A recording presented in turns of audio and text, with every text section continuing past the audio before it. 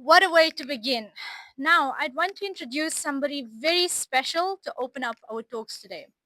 He is the senior medical student at Al Faisal University, the founder of Concept Academy and Denzine events, and a young leader who has spent years thinking about what things schools don't always teach us. His talk is titled The Absent Lecture, and trust me, it's one that you want to listen to. Please welcome Mr. Rayyan Housawi.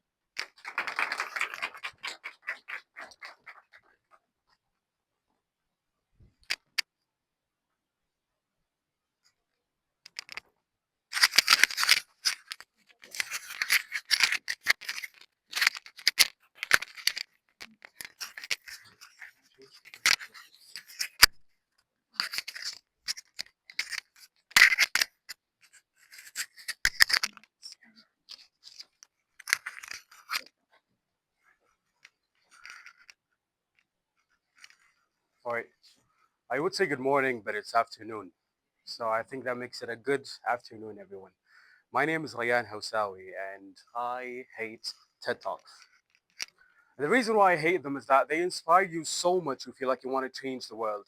Then after they're done, you just go back home to your very ordinary life and do nothing about it, right? So I decided to rename the whole thing into a TED lecture. And if you guys are wondering, yes, there will be homework. Okay, so this is gonna be you at like 6 p.m. today. So we all have our dreams and aspirations in life. We all want to be rich. We all be successful, open up businesses and all of that, buy a mansion, get a bunch of cool cars, right? And everyone has been telling us that we have to work hard, we have to do everything that we can. But is success the equivalent of working hard? Well, that's a rhetorical question, so I'm not gonna answer it now, but we're gonna figure it out by the end of the talk. So a while ago, I was coming back from a plane. Why are you laughing? So I was coming back from a flight and I was killing the boredom by watching some highlights for the Lakers. And this guy was killing it in the highlights. So I just want to see a show of hands. If you know who this guy is, please raise your hand. Okay. So about 10 people. Man, your generation is cooked if you don't know who Kobe Bryant is, I swear. But you're lucky because I'm going to tell you about him. So Kobe is one of the best basketball players ever. But he's not only known for his basketball skills, he's known for his mentality as well. Something called the Mamba mentality. Oops. I don't know what happened. Touch ID, please.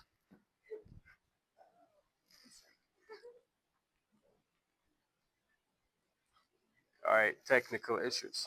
And we're back. So, something called the Mamba mentality. And the Mamba translates to trying to be the best version of yourself. All right? But we're not just here to say things that sound nice. We want to understand what it actually means. So, how? How do we become the best version for ourselves? Again, a lot of people might tell us that we have to work hard. But what this man taught me is that it's more than just hard work. One of the core concepts of Kobe's mentality is outwork. And it opens a whole new dimension in hard work. Because when you say, I want to work hard, you work hard until you're tired or bored, right? But when you set the target and the standard to be to outwork everyone in the room, you open a whole new level of persistence and hard work. So that when you're working with your colleagues, let's say you both are going to training, he wakes up at 6 a.m., you have to wake up at 4. When he leaves at 10, you leave at 12. If you're going to study with your friend, you make sure to arrive before them and leave after them. When you think about it this way, you'll notice that a lot of people are working more than you while you're just sitting at home thinking that you're working enough and then complaining why you don't have everything. So next time you think about working hard, try to set the goal as to be the person who outworks everyone else in the room. So we understand that we have to work hard, right? But where do we start? And that's where a lot of people get lost. Where do I start? What do I focus on? And that's where I'm going to teach you how to steal. Now, I see some parents not liking the sound of this, but I promise you, I'm not going to ruin your children. So, whenever I'm surfing on LinkedIn, everyone is successful, everyone is bright, and everyone is a CEO, right? It does not make sense. But when you zoom in a little bit, things start making sense because whoever is a CEO today was an intern at some point of their life 15 or 20 years ago.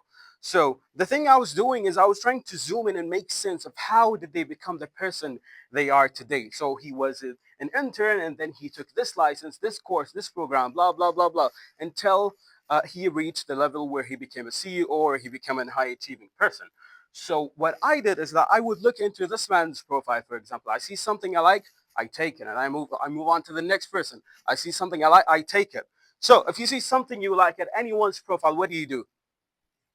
Exactly, exactly. Focus, guys. All right. So after you take it, take it, take it, and take from this person and that person, you will turn just like Thanos here with the Infinity Stones, right? So he has all the stones, and then he's just the most powerful. Each one giving him a unique superpower, and then he's just the strongest in the world and whatever. You saw the movie. So after we take it, now we hold in a lot of things from a lot of people, things that we stole. So what do we do with it? And this takes us to one of the most important steps, which is writing it down. Think about if you want to open up a company, the first thing that you do is that you write a business proposal. If you want to publish a research, the first thing that you do is that you write a research proposal. You guys are going to college. What's the first thing you do? You do your college application. So everything important starts with writing, and everything is saved with writing. If you leave it up to your thoughts, you're going to forget it. I promise you. So any idea, any thought, any plan, you must write it down. The next question is, where do we write it down? And this takes us to the calendar. Now, we all think that calendar is for old people, but trust me, you need it a lot more than old people. And this takes us to one of my favorite quotes, which goes, the best indicator for someone's future is their calendar. Because life is just not going to magically take you to success and to wherever you want to go. So you need to be friends with your calendar. You need to open the calendar when you go back home, circle the same day at 2031, and then try to fill the gaps between today and the same day 5 years from now. Try to see how you can fill this gap with things that are going to help you to achieve your goal. And the second and most important thing about the calendar is that once you install your tasks, the things that you install from other people in the calendar, now your commitment is towards the calendar, not to yourself. So that when you keep things to yourself, you're going to be like, okay, I have done enough for today. I worked hard enough. But when you see an unchecked box in the calendar, at least you know that you haven't done enough for this day. That you can tell, oh, last week I did well, but this week I did not do really well. So at least you confront yourself with it, and you are committed to the calendar and not yourself. Now we come to the important stuff. A lot of people on TV are gatekeeping the secret to success and all of that, but today we're going to reveal it. So before that, I want to hear some drum roll, please. Exactly, that's the energy we're looking for. So, one of my favorite definitions for success is that it's preparation plus opportunity. The thing is that we cannot control opportunities, but we can definitely control our level of preparation. And a lot of people think that they have to work hard towards a certain goal. You say, okay, I want to work hard to get into this college or get into that program or whatever. So what's next? What happens after you achieve this program? Nothing. Life's just gonna go back to being neutral. So you need to change the direction into working towards becoming the most prepared version of yourself. Because a lot of people just keep whining and complaining. We don't have opportunities. We did this and that, and other people are taking our opportunities. Well, maybe you were not prepared enough when the opportunities arrived. So the thing is that you need to work towards being the most prepared version of yourself. So if this year I did 2 courses, the following year I have to do 3, 4. I have to learn a language. I have to do this and that. So every year you're becoming more prepared than the following year. And trust me when I tell you, opportunities will land at your doorstep in the most unexpected and magical ways. So what you have to do is that you have to keep yourself focused on working towards becoming the most prepared version of yourself. Now, just to recap, we said that you guys have a homework, which is to research Kobe. Please go watch his interviews and understand how this man thinks. And because he did not become one of the greatest players out of a coincidence, he really used to work the hardest.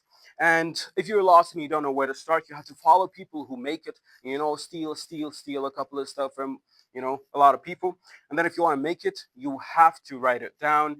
And your calendar is your map. So let's just make a little agreement between us all. Let's set 6 p.m. every Saturday as a time for us to just go back to our calendar. Just take a look, see what you did last week, and try to promise yourself that you're going to do better in the following week. And last but not least, prepare, prepare, prepare. And I wish you all the success in the world. Thank you.